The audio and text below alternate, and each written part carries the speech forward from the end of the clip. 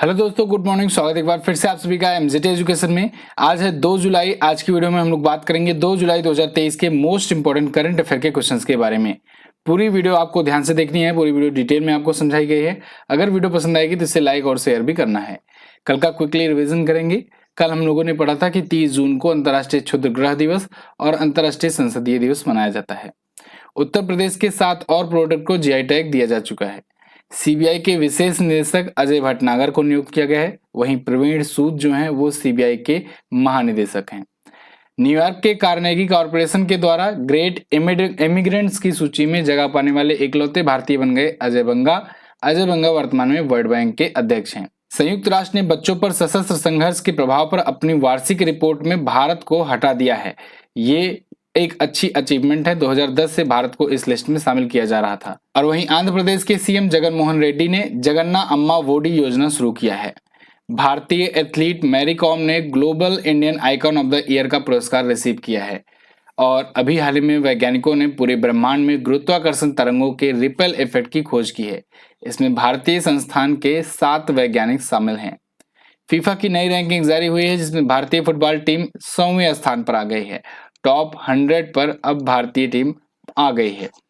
और अभी हाल ही में आयोजित ऐतिहासिक दुबई महिला कबड्डी लीग का फाइनल जीत लिया है उमा कोलकाता टीम ने। ये टॉप 10 करंट अफेयर के क्वेश्चंस थे, जो कि कल की वीडियो में आप लोगों ने डिटेल में पढ़ा था। आज आपने क्विकली रिवीजन किया है।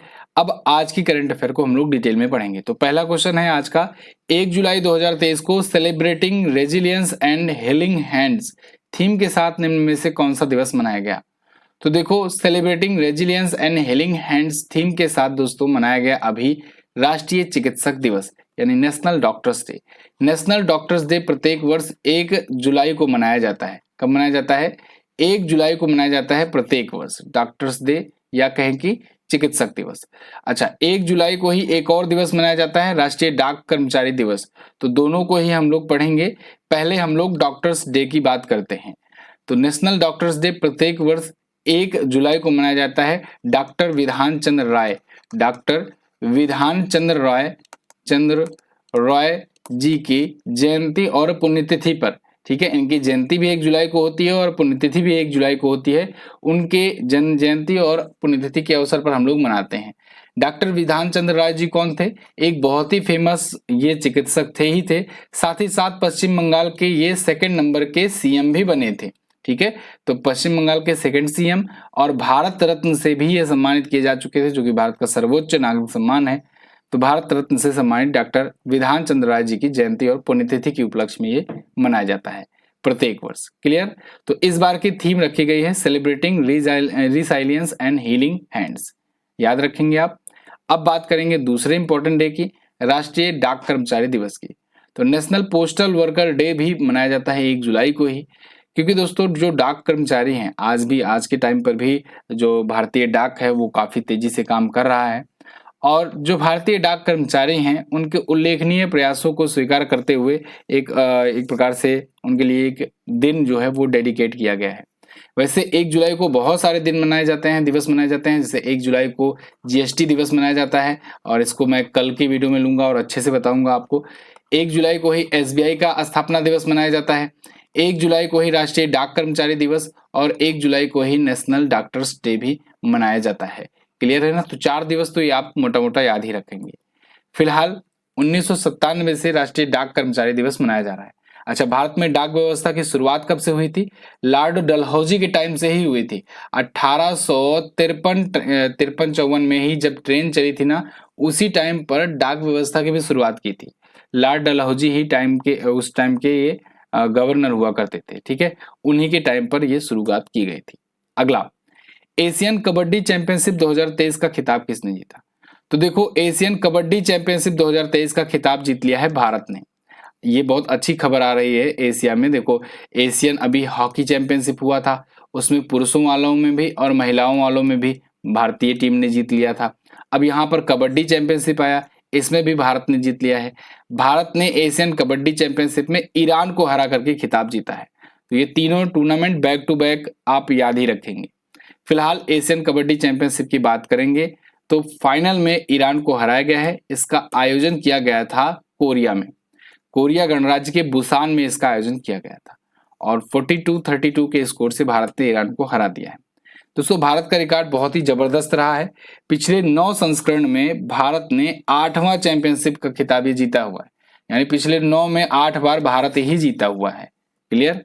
भारतीय टीम के कप्तान कौन है? पवन सहरावत, इनका नाम पूछा जा सकता है। अगला, हाल ही में भारत का शीर्ष इलेक्ट्रॉनिक निर्यातक राज्य कौन बना? तो भारत का टॉप इलेक्ट्रॉनिक निर्यातक यानी कि एक्सपोर्टर स्टेट बन गया है दोस्तों तमिलनाडु। भारत का तमिलनाडु राज्य आज के टाइम पर इलेक्ट्रॉनिक इक्विपमेंट का सबसे ज्यादा मात्रा में एक्सपोर्ट कर रहा है, एक्सपोर्टेशन कर रहा है। कितना कर रहा है? $5.37 billion in financial year 2023।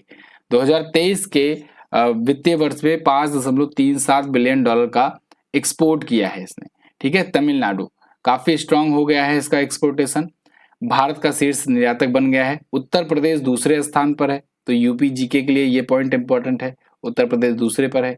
Overall अगर भारत में देखा जाए टोटल इलेक्ट्रॉनिक्स का जो एक्सपोर्टेशन हो रहा है आज के टाइम पर वो $23.5 बिलियन का हो रहा है, जिनमें से अकेले तमिलनाडु $5.37 बिलियन का एक्सपोर्टेशन कर रहा है। यही अगर पिछले साल के डाटा की बात करें तो पिछली बार 2021-22 के फाइनेंशियल ईयर में $3.87 बिलियन के एक्सपोर्टेशन के साथ कर्नाटक टॉप पर हुआ करता था, तब भी उत्तर प्रदेश सेकंड पर था और थर्ड पर महाराष्ट्र हुआ करता था। क्लियर है। अच्छा, यहाँ 42 बिलियन लिख उठा है, 42 मिलियन रहेगा, ठीक है ना, 42 मिलियन रहेगा। ओके, आगे देखते हैं। तमिलनाडु की बात आई है तो तमिलनाडु देखो भारत में दक्षिण में यहाँ पर है, चेन्नई इसकी कैपिटल है, यहाँ के सीएम है एमके स्टालिन डीएमके पार्टी से, गवर्नर है आरएन रवि। यहाँ पर झीलों में अगर बात करें तो पुलिकट, कालीवाली, सिंगार, नल्लूर, ठीक है। नेशनल पार्क में गोइंडी है, अन्नामलाई है, मधुमलाई नेशनल पार्क है, पलक्कड़ दर्रा है। लोक नृत्य बड़ा पूछा जाता है, भरतनाट्यम, करगट्टम, ओलियट्टम, ये प्रमुख लोक नृत्य हैं यहाँ के। जिलों की संख्या 38 है, विधानसभा में 234 सीट, लोकसभा में 39 और राज्यसभा में 18 सीटें तमिलनाडु से जाती हैं। यहाँ का राजकीय पशु है नीलगिरी तहर, राजकीय पक्षी है पन्ना कबूतर और राजकीय पुष्प होता है बचनाक या ग्लोरी लिली। ये अपना बॉर्डर देखो आंध्र प्रदेश से शेयर करता है, इसके अलावा कर्नाटका से और ये केरला से शेयर करता है। क्लियर है ना। आगे बढ़ते हैं। एचडीएफसी बैंक और हाउसिंग डेवलपमेंट फाइनेंस कॉर्पोरेशन, इसका विलय कब से प्रभावित होगा? तो इसका विलय जो है तो जुलाई से प्रभावित हो रहा है, ठीक है ना। यहाँ 1 जुलाई दिया गया है। एचडीएफसी बैंक और एचडीएफसी लिमिटेड ये विलय बहुत पहले से ही अनाउंस हुआ है और मैंने इसको बताया भी था आपको। एक्चुअली में एचडीएफसी लिमिटेड जो है ना ये एक कंपनी थी, 1973 में स्थापित हुई थी, 1973 में स्थापित हुई थी और इसी कंपनी का आगे चल करके 1994 में 1994 में एक बैंक बना, वो बैंक एचडीएफसी बैंक बना। तो इसी कंपनी का ही एक यूनिट था एचडीएफसी बैंक। लेकिन धीरे धीरे हुआ क्या कि ये एचडीएफसी बैंक जो है इसकी वैल्यूएशन लगातार बढ़ती गई और इसने एचडीएफसी जो अपनी पेरेंट कंपनी है उससे भी ज्यादा की वैल्यूएशन हासिल कर ली और आगे चल करके दोनों को मैनेज करना ये सब वगैरह टफ हो रहा था। तो फिर अभी कोरोना के बाद ही अनाउंस किया गया था कि एचडीएफसी लिमिटेड और एचडीएफसी बैंक जो है दोनों का विलय किया जाएगा। तो अब ये विलय जो है वो सब कुछ फाइनलाइज हो गया है और अब ये विलय जाकर के 1 जुलाई से प्रभावी हो रहा है, ठीक है ना। तो 1 जुलाई से अब ये दोनों एक हो जाएंगे। बीएससी वगैरह की मंजूरी लेनी पड़ती है, बहुत सारी चीजें होती है, कागजी कार्रवाई होती है, उसके बाद फाइनलाइज होता है। तो 1 जुलाई से इसको 1 जुलाई कर लेना। 1 जुलाई से एचडीएफसी लिमिटेड और एचडीएफसी जो बैंक है दोनों का विलय हो गया है। अब इसके तहत जो शेयर धारक हैं वो अगर उनके पास अगर मान लो एचडीएफसी कॉर्पोरेशन के 25 शेयर हैं तो उनके 25 शेयर एचडीएफसी बैंक में 42 शेयर बन जाएंगे, ठीक है ना। तो यही सब प्रोसेस है जिस वजह से इतना लेट लगा। तो फिलहाल एचडीएफसी बैंक की बात करें अगर, इसकी स्थापना 1994 में हुई थी, मुंबई में हेडक्वार्टर है, सीईओ हैं शशिधर जगदीशन। अगला, हाल ही में भारत के सॉलिसिटर जनरल के रूप में किसे नियुक्त किया गया? तो एक्चुअली में कोई नया नियुक्त नहीं किया गया है। सॉलिसिटर जनरल जो पहले थे तुषार मेहता, उन्हीं को एक बार फिर से एक नया कार्यकाल दे दिया गया है, यानी इन्हीं को पुनः नियुक्त किया गया है सॉलिसिटर जनरल के रूप में। तो तुषार मेहता थे, यहाँ पर देखो centre reappoints Tushar Mehta as a solicitor general of India. इनको आगे के फिर से 3 साल के लिए नियुक्त कर दिया गया है। ये 2018 से ही हैं इस पद पे और अभी इनका कार्यकाल समाप्त हो रहा था, एक बार फिर से इनको नियुक्त कर दिया गया है। अब ये सॉलिसिटर जनरल होता कौन है इसको समझिए। सॉलिसिटर जनरल दोस्तों ये अटॉर्नी जनरल के हेल्प के लिए बनाया जाता है, ये अटॉर्नी जनरल के नीचे का पद होता है। अटॉर्नी जनरल बोले तो महान्यायवादी, आपने सुना होगा महान्यायवादी, न्यायवादी। ये अटॉर्नी जनरल यानी महान्यायवादी जो होता है ना, भारतीय संविधान के अनुच्छेद 76 में कहा गया है कि ये भारत सरकार के यानी केंद्र सरकार के कानूनी मामलों का एक सलाहकार या अधिकारी या कहें वकील होता है, ठीक है, जो भारत सरकार के मुकदमों की पैरवी करता है सुप्रीम कोर्ट में। बहुत ही ध्यान से समझिएगा, सुनिएगा। अटॉर्नी जनरल जो होता है ये भारत सरकार के मुकदमों की पैरवी करता है सुप्रीम कोर्ट में, सुप्रीम कोर्ट में अनुच्छेद 76 में ये कहा गया है। और ऐसे ही एक पद होता है महाअधिवक्ता का, महाअधिवक्ता का होता है, ठीक है ना। महाअधिवक्ता क्या करता है, ये इसके बारे में भारतीय संविधान में 165 में कहा गया है, अनुच्छेद 165 में, कि ये जो होगा महाअधिवक्ता जो होगा ये राज्य सरकार के मुकदमों की पैरवी करेगा हाई कोर्ट में। दोनों में अंतर समझिएगा। अब अटॉर्नी जनरल के सहयोग के लिए ही सॉलिसिटर जनरल नियुक्त किए जाते हैं, यानी अटॉर्नी जनरल के बाद दूसरा जो वो होता है वरिष्ठ कानूनी अधिकारी वो होता है सॉलिसिटर जनरल। अब मुझे आप कमेंट करके बताओ वर्तमान में भारत के अटॉर्नी जनरल कौन है। आगे बढ़ते हैं। हाल ही में घोषणा के अनुसार किसको वर्ष 2023 का अकादमी मानद ऑस्कर पुरस्कार प्रदान किया जाएगा। तो दोस्तों अभी हाल ही में एक अनाउंसमेंट हुआ है एकेडमी के द्वारा, जो एकेडमी अवार्ड्स देती है जिसे ऑस्कर अवार्ड भी हम लोग कहते हैं, तो उसके द्वारा एक घोषणा हुई है कि अकादमी मानद ऑस्कर पुरस्कार दिया जाएगा एंजेला बैसेट को और मेल ब्रुक्स को। तो उपरोक्त तो दोनों ऑप्शन यहाँ पर हो जाएगा आपका करेक्ट। ये एकेडमी ऑनरेरी अवार्ड होगा, ऑस्कर अवार्ड होगा, देखो यहाँ पर एंजेला बॉसेट और ये पाएंगे अवार्ड, ठीक है। तो इन दोनों को मिलेगा यहाँ पर। फिलहाल इसको आप वन लाइनर के रूप में ही याद रखो। यहीं से आप एक ऑस्कर जो है, ऑस्कर अवार्ड जो है, इसको याद रख लो कि किसे मिला है इस बार। इस बार का ऑस्कर अवार्ड किसे बेस्ट फिल्म का मिला हुआ है, तो आप बताएंगे everything everywhere all at once. क्या everything everywhere all at once को मिला है ऑस्कर अवार्ड बेस्ट फिल्म का। और बेस्ट ओरिजिनल सॉन्ग के लिए नाटू नाटू सॉन्ग को, जो कि RRR मूवी का है, इसके लिए भारत में आया है ऑस्कर, ठीक है। आगे बढ़ते हैं। अच्छा दोस्तों ये CGL का जो अंतिम प्रहार सीरीज चल रहा है, जबरदस्त सीरीज चल रहा है, इसको आप लोग फॉलो कीजिए। बायोलॉजी की पहली क्लास हो चुकी है जिसमें बहुत सारा प्यार मिला है आप लोगों का, इसको आप शेयर कीजिए। आज दूसरी क्लास बायोलॉजी की होने वाली है, ठीक है। आप लोगों के लिए ये 14 दिन का स्टडी प्लान लाया गया है GK GS बेहतरीन तरीके से तैयार कराने के लिए। कंप्यूटर की 2 क्लासेज हुई हैं, कंप्यूटर में भी 2 क्लास में आपका पूरा कंप्लीट करा दिया गया है। इस सब के लिए मैंने एक प्लेलिस्ट बना रखी है और उस प्लेलिस्ट के जरिए ही मैं आपको बता रहा हूँ, सजेस्ट कर रहा हूँ कि आप उसकी सारी वीडियोस देखते चलो, ठीक है। अभी से देखते चलोगे तो आपको पूरा अच्छे से धीरे धीरे करके तैयार हो जाएगा और रिवीजन का मौका भी मिल जाएगा। तो ऐसे ऐसे करके आपका GK का सारा सब्जेक्ट कवर कराया जाएगा बिल्कुल फ्री में यूट्यूब पर। डेली जुड़िए 12 बजे दोपहर में और 8 बजे शाम को, भूलिएगा मत, आइएगा, इंतजार रहेगा आपका। आगे बढ़ते हैं। भारतीय क्रिकेट टीम का नया मुख्य जर्सी प्रयोजक किसे नियुक्त किया गया, यानी कि जर्सी स्पॉन्सर किसे नियुक्त किया गया है। तो देखो भारतीय क्रिकेट टीम का जर्सी स्पॉन्सर नियुक्त किया गया है ड्रीम 11 को। ड्रीम 11 ने ये बिड जीत ली है। ड्रीम 11 अब होगा टीम इंडिया का नया जर्सी स्पॉन्सर। BCCI ने ये अनाउंसमेंट किया हुआ है। ड्रीम 11 एक फैंटेसी कंपनी है, आप सब जानते हो इसको। 358 करोड़ रुपए में इसने ये जीत लिया है बिड, ठीक है। तो 2026 मार्च महीने तक ये रहेगा भारतीय क्रिकेट टीम का मुख्य जर्सी प्रायोजक, या कहें कि मेन जर्सी ये स्पॉन्सर रहेगा। ये बायजूस की जगह पर आएगा। अभी तक देखो जर्सी स्पॉन्सर क्या होता है इसको समझो। कुछ दिन पहले मैंने आपको किट स्पॉन्सर बताया था। किट स्पॉन्सर क्या होता है, जो क्रिकेट टीम के जो खिलाड़ी होते हैं जो किट यूज करते हैं ना, किट में जैसे कि मान लो आ गया आपका हेलमेट हो गया या फिर ग्लव्स हो गए, ये सब चीजें जो हो गई ये हो गई किट के अंतर्गत आती है।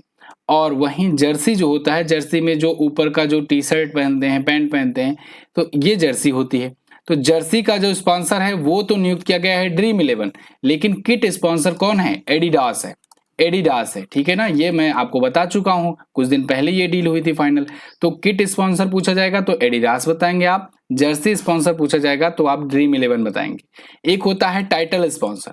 टाइटल स्पॉन्सर ये टीम को लेकर के होता है, ठीक है, जैसे कि या फिर टूर्नामेंट को लेकर के होता है। जैसे कि मान लो कि अभी ये हो रहा है, जैसे अभी आईपीएल हुआ था, तो आप पढ़ रहे थे ना टाटा आईपीएल, टाटा आईपीएल पढ़ रहे थे, तो टाटा आईपीएल जो पढ़ रहे थे, तो टाटा जो था ये टाइटल स्पॉन्सर था। और एक जैसे आईपीएल ही आया एग्जांपल, तो एक होता है ऑफिशियल पार्टनर, तो ऑफिशियल पार्टनर जो था वो हर्बा लाइफ था। क्या था? हर्बा लाइफ था आईपीएल का ऑफिशियल पार्टनर। ये सभी पैसे कमाने के तरीके हैं, एक प्रकार से ये कंपनियां जो हैं ये एंडोर्स करती हैं, एक प्रकार से स्पॉन्सर करती हैं, पैसे देती हैं, और चूंकि पब्लिक आती है इसको देखने के लिए, इसलिए इन कंपनियों का प्रचार होता है। ठीक है, तो ड्रीम 11 की अगर बात करें हम लोग, इसकी स्थापना 2008 में की गई थी, मुंबई में हेडक्वार्टर है, इसके संस्थापक हर्ष जैन और भावित सेठ हैं। अगला, हाल ही में लुसाने डायमंड लीग 2023 का खिताब किसने जीता? इसको जीत लिया है दोस्तों नीरज चोपड़ा ने। भारत के स्टार खिलाड़ी, star athlete Neeraj Chopra Olympic में gold medallist, Lausanne Diamond League भी जीत चुके हैं। इन्होंने अभी हाल ही में जेवलिन थ्रो में ये जीता है, 87.66 मीटर की लंबाई तक इन्होंने ये भाला फेंका और उसके बाद डायमंड लीग जीत लिया है। ये देखो, पिछली बार 2022 में ना पहली डायमंड लीग ट्रॉफी जीते थे, और इस बार जीत लिए हैं फिर से लुसाने डायमंड लीग का ट्रॉफी। ठीक है, अच्छा, ये जब ओलंपिक जीते थे तब कौन सी तारीख थी? 7 अगस्त था। 7 अगस्त 2021 को इन्होंने ओलंपिक में गोल्ड जीता था। एथलेटिक्स में भारत के इतिहास में पहला गोल्ड था। 7 अगस्त को ही राष्ट्रीय भाला फेंक दिवस भी अनाउंस कर दिया गया है। ठीक है, अब से 7 अगस्त को राष्ट्रीय भाला फेंक दिवस मनाया जाता है। दीपक पारेख ने 46 साल बाद किस बैंक के चेयरमैन पद से इस्तीफा दे दिया? तो दीपक पारेख ये एचडीएफसी लिमिटेड में बहुत सालों से काम कर रहे थे, 46 सालों तक सेवा दिए और उसके बाद ये इस्तीफा दे दिए हैं। अभी मैंने बताया एचडीएफसी बैंक और एचडीएफसी लिमिटेड 1 जुलाई से दोनों विलय हो जाएंगे, ये प्रभावी हो जाएगा। ठीक है, तो अब दीपक पारेख जो कह रहे हैं, ये कह रहे हैं भैया अब हमसे ना हो पाएगा, अब हम जा रहे हैं। एचडीएफसी में सेवा दे रहे थे, अब हम जा रहे हैं। ठीक है ना, 46 साल तक ये सेवा दिए। 1978 में ये मैनहट्टन बैंक को छोड़ करके एचडीएफसी में शामिल हुए थे और उसके बाद अब तक सेवा दे रहे थे। क्लियर? बाकी एचडीएफसी बैंक के बारे में आप लोगों ने सब कुछ जान ही लिया। अगला, हाल ही में दुनिया की सबसे बड़ी भुगतान प्रोसेसर वीजा ने किस देश के फिनटेक प्लेटफॉर्म पिस्मो का अधिग्रहण किया? वीजा जो आप यूज करते हो ना, वीजा जो एटीएम कार्ड, डेबिट कार्ड वगैरह यूज करते हो, उस वीजा कंपनी ने अभी हाल ही में ब्राजील के पिस्मो का अधिग्रहण कर लिया है। ब्राजील में ही एक फिनटेक प्लेटफॉर्म है पिस्मो, उसका $1 बिलियन में एक्विजिशन कर लिया है वीजा ने, इस वीजा कंपनी ने। तो वीजा जो कंपनी है ये ब्राजील में अब अपने व्यापार को और ज्यादा एक्सपेंड करेगी। क्लियर है? बिल्कुल। अब ये टॉप 10 करंट अफेयर के क्वेश्चंस थे आज की वीडियो से। आई होप आपको वीडियो पसंद आई होगी। अगर पसंद आई है तो इसे लाइक और शेयर कीजिएगा। अच्छा, एक और जरूरी बात आपके लिए, उत्तर प्रदेश पुलिस सिपाही बैच जो है, खाकी बैच, ये लाइव हो चुका है। 52,699 पदों की तैयारी करने के लिए ये खाकी बैच जो है आपके लिए लाया गया है। इसमें आपको हिंदी, यूपीजी के, reasoning, math, GK, practice set सारा कुछ कराया जाएगा। बहुत दिनों से आप लोगों की डिमांड आ रही थी, तो मैंने आपको बताया था कि 1 जुलाई के बाद से ये कोर्स आ जाएगा। तो अगर आप में से कोई हैं या फिर आपके यार दोस्त, जान पहचान, छोटे भाई में अगर कोई ऐसा है जो यूपीपी की तैयारी करना चाहता है बेहतरीन तरीके से कम दाम में, तो वो अभी ये बैच ज्वाइन कर सकता है। आप उनको सजेस्ट कर सकते हैं। देखो, ये बैच की प्राइस वैसे 599 रखी गई है, लेकिन जैसा कि मैं आपको हमेशा ऑफर देता हूँ शुरुआत के 2 दिनों के लिए, तो शुरुआत के 2 दिनों के लिए इसकी प्राइस 399 रखी गई है। मात्र 399 में आप math, reasoning, GK, UP GK, Hindi सारा कुछ इसके तहत कवर कर सकते हो। तो अगर इसे ज्वाइन करना है तो एमजेटी ऐप पर जाइए और इसको अभी ज्वाइन कीजिए, इनरोल कीजिए इसमें। ठीक है, 2 दिनों के अंदर अगर आप करते हो तो 399 ही आपको पे करने होंगे। इसके अलावा व्हाट्सएप नंबर भी दिया गया है डिस्क्रिप्शन में, या फिर मैं यहाँ पर भी लिख दे रहा हूँ। अगर आपको कोई भी डाउट है, कोई भी और एक्स्ट्रा जानकारी चाहिए इसके रिगार्डिंग, या कोई प्रॉब्लम आ रही है, तो आप इस नंबर पर व्हाट्सएप कर सकते हैं। व्हाट्सएप ही कीजिएगा केवल। ठीक है, तो 7235939467 नंबर पर आप व्हाट्सएप करके और ज्यादा जानकारी ले सकते हैं। चलिए, अब हम लोग बात करेंगे रिवीजन सेक्शन की। तो रिवीजन कर रहे थे हम लोग, 47वां दिन है आज। 16 अप्रैल को हाथी बचाओ और वर्ल्ड वाइज डे, ये दोनों दिवस मनाया जाता है, विश्व आवास दिवस। डॉक्टर भीमराव अंबेडकर जी की 125 फीट ऊंची प्रतिमा का अनावरण तेलंगाना में किया गया है। वैसे एक महाराष्ट्र में भी किया गया है। महाराष्ट्र में जो किया गया है उसको स्टैचू ऑफ नॉलेज का नाम दिया गया है। डेमोक्रेटिक रिफॉर्म्स एसोसिएशन रिपोर्ट के अनुसार सबसे धनी मुख्यमंत्री जगन मोहन रेड्डी जी हैं, आंध्र प्रदेश के सीएम हैं। पीएम मोदी ने अभी हाल ही में असम में रेलवे परियोजनाओं और मेथेनॉल संयंत्र की शुरुआत की है। पशु महामारी तैयारी पहल यानी अप्पी पहल, इसको लॉन्च किया है पुरुषोत्तम रूपाला जी ने। और अभी हाल ही में मेइती समुदाय, मणिपुर का मेइती समुदाय के द्वारा मेइतेई चेरोबा चंद्र नववर्ष मनाया गया। ये मेइतेई कम्युनिटी याद रखिएगा, ये मणिपुर की कम्युनिटी है, जनजाति है। और अभी जो मणिपुर में दोस्तों विवाद चल रहा है ना, इसमें मेइतेई समुदाय को लेकर के ही चल रहा है। द ग्रेट बैंक रॉबरी, इसका विमोचन दोस्तों पट्टाभिराम और सब्यसाची डैश ने किया है। टाइम्स मैगजीन द्वारा जारी 100 सबसे ज्यादा प्रभावशाली लोगों में एस राजामौली और शाहरुख खान, ये 2 भारतीय हैं जो शामिल किए गए हैं। हुगली नदी के नीचे भारत की पहली अंडर वाटर मेट्रो ट्रेन का परीक्षण किया गया है कोलकाता में। विदेश राज्य मंत्री मीनाक्षी लेखी ने 16 अप्रैल 2023 को अभी क्रोएशिया और स्लोवेनिया में 4 दिवसीय आधिकारिक यात्रा की है। दुनिया भर में कला के महत्व को बताने के लिए प्रत्येक वर्ष विश्व कला दिवस 15 अप्रैल को मनाया जाता है। और अभी नई दिल्ली में पहला वैश्विक बौद्ध सम्मेलन का आयोजन किया गया। फेमिना मिस इंडिया वर्ल्ड 2023 का खिताब नंदिनी गुप्ता ने जीत लिया है। भारत और नेपाल ने बॉर्डर क्रॉस डिजिटल पेमेंट के लिए समझौता किया है। और अभी 25 अप्रैल को राशिद रोवर को चंद्रमा पर उतारने की घोषणा किया है यूएई ने। इसके अलावा अमेरिका, फिलीपींस, इन दोनों देशों के बीच में बालिकतान नाम का अभ्यास हुआ। एग्री ड्रोन सब्सिडी प्राप्त करने वाली पहली ड्रोन कंपनी बन गई है गरुणा एरोस्पेस। इसी ने ही अभी ड्रोनी नाम से अपना ड्रोन लॉन्च किया था, ड्रोनी नाम से। नितिन गडकरी जी ने जम्मू कश्मीर में पीरा कुम्फुर सुरंग का उद्घाटन किया। और अभी जर्मनी ने अपने 3 परमाणु संयंत्रों को बंद करने की घोषणा की है। किसानों को आसानी से ऋण प्रदान प्राप्त करने में मदद के लिए फसल कंपनी के द्वारा अभी एसबीआई बैंक के साथ साझेदारी की गई है। 940 क्वेश्चन तक आप पहुंच चुके हो। 1000 क्वेश्चन होने के बाद आपको ये पीडीएफ प्रोवाइड कराई जाएगी। विश्व खुशहाली सूचकांक में टॉप पर कौन है, ये मैंने कल आपसे पूछा था। फिनलैंड टॉप पर है, भारत 126वें पर है। 29 जून को मनाए जाने वाले राष्ट्रीय सांख्यिकी दिवस की शुरुआत 2007 से हुई थी। पीसी महान लोबिस जी की जयंती पर यह 29 जून को प्रत्येक वर्ष मनाया जाता है। आज आपको क्या बताना है, उत्तर प्रदेश के कुल कितने प्रोडक्ट को जीआई टैग दिया जा चुका है, कमेंट करके बताइएगा। मुक्केबाजी में भारत की पहली ओलंपिक पदक विजेता मैरी कॉम का संबंध किस राज्य से है। दोनों ही क्वेश्चन इंपॉर्टेंट है, दोनों के बारे में जो भी बताओ डिटेल में जरूर आंसर करना। क्विज पीडीएफ आपको एमजीटी ऐप पर मिलेगी, वहीं पर हमारे वीडियो कोर्सेज वगैरह मिलेंगे, ई बुक्स वगैरह मिलेगी, आप उनका एक्सेस कर सकते हो। बहुत बहुत धन्यवाद, मिलेंगे अगली वीडियो में, तब तक के लिए नमस्कार, जय हिंद, वंदे मातरम।